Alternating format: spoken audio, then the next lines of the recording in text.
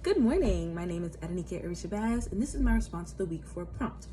The two things that Dr. Marrero wanted us to hit on was first, the main difference between Piaget's and Vygotsky's theories, and then second, explain how you would apply Vygotsky's theory to the K-12 classroom and give an example.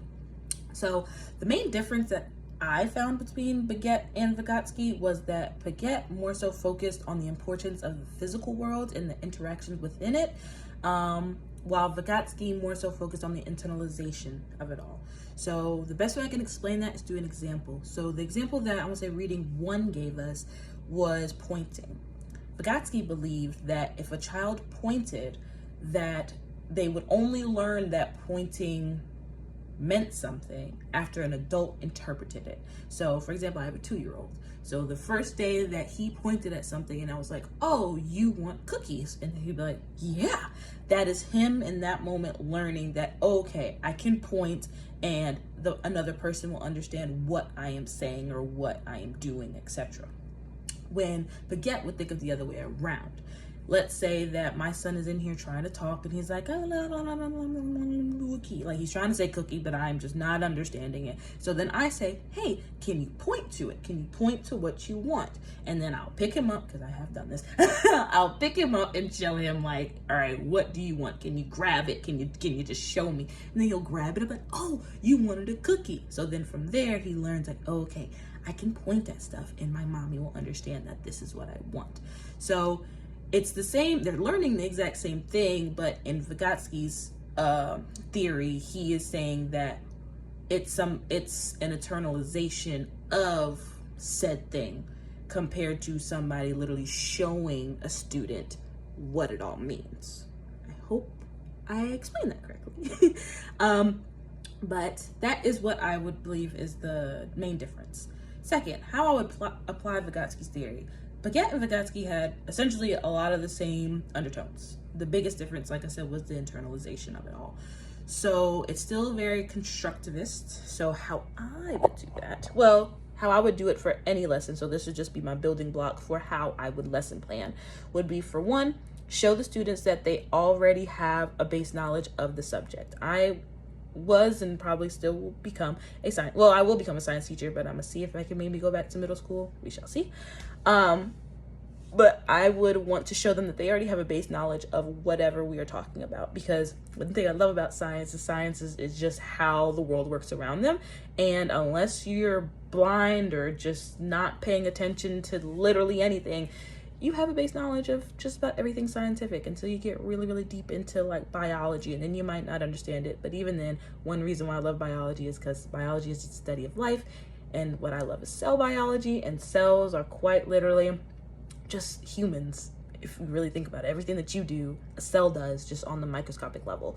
And they have stomachs, they have, skin, they don't have eyes, I guess, but they do also have eyes. They have sensors. It's just, I'm a nerd. I love it. Nonetheless, so you have a base knowledge of the subject. And then 2 is I would break down the subject. So how I'm thinking about it is almost like we're quite literally building knowledge. So let's say that the base knowledge is X, Y, Z. So I'm showing them like, hey, you already know X, you already know Y, you already know Z. So now let's break it down. So we're gonna take our hammers, we're gonna break down X, we're gonna break down Y, we're gonna break down Z. Because then in 3 is I'm going to show you how we can make new X's and new Y's and new Z's. We're gonna make bigger and better bricks of X, Y, and Z so that we can go on and learn more knowledge. So let me give you an example of this. States of matter.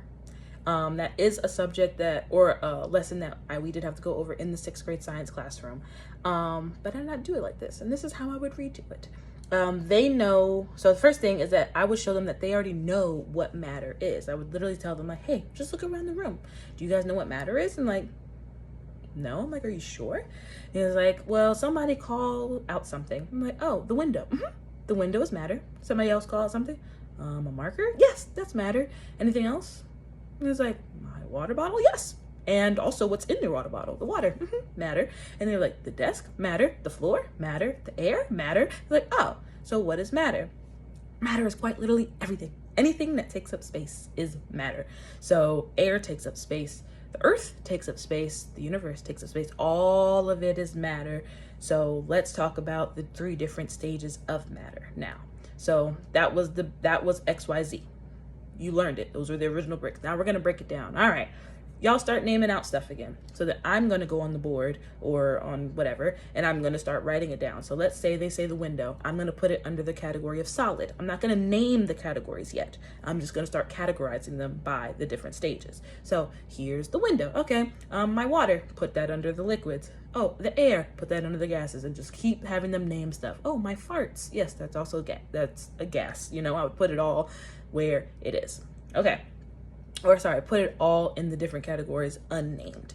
And then I'm like, okay, well now let's look at how I put these together. Can anybody name any similarities behind the things that I grouped together? Oh, well, all the things you put in this category are hard. Ooh, they're hard. What's another word we can use, and see if I could pull out the vocabulary of solid? Because it's not like that's a word that could be in their vocabulary by 6th grade. Maybe not all of them would even think to use the word solid, but I'm sure at least one student would be able to bring it up. And if not, I would say the word solid, and they would say, oh yeah, I've heard that word before. That's what it means. Yes, solid is anything that is hard. Okay, now let's go over here. What do you notice about all of these? I'm like, oh, well, all of these are liquids. Exactly.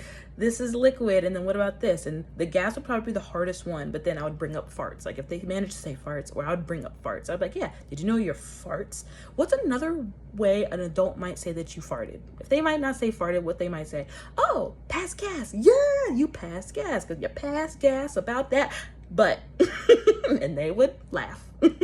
And then, I'm like, yes, so this stage is gas. So here are the 3 different stages of matter. Look, you guys already knew this. So that was me now rebuilding those blocks. Okay, now we have new X, Y's, and Z's, because now they know, oh, matter comes in solid, liquid, and gas, and these are examples of it. And then the next step of how I would bring in the peer and the culture side of it is I would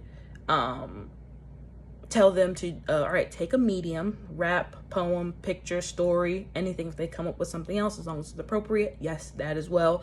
And I was like, you're gonna show me or tell me something, or I would just use water because that's the easiest one. That's one that we see every day.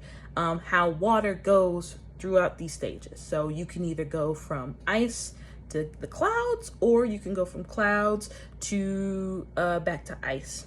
Your choice, it doesn't matter. So let's say they choose a picture. They can draw how an ice cube will melt and become or whatever. And again, I'm not using this vocabulary. They're just showing me, oh yeah, the ice can turn into water, the water turns into gas.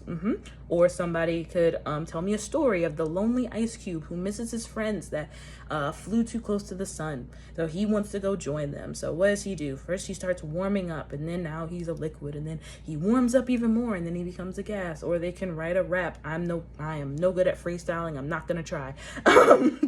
Or they could do that. That way it kind of hits whatever they're most comfortable with, because like I said, I'm no good at freestyling.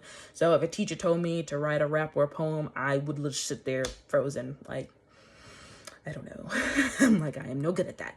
But if she told me I could do a story also, I would probably write a story. So that way it doesn't isolate anybody into doing something that's completely out of their comfort zone, and they get to sit with their friends and do something on the funner side.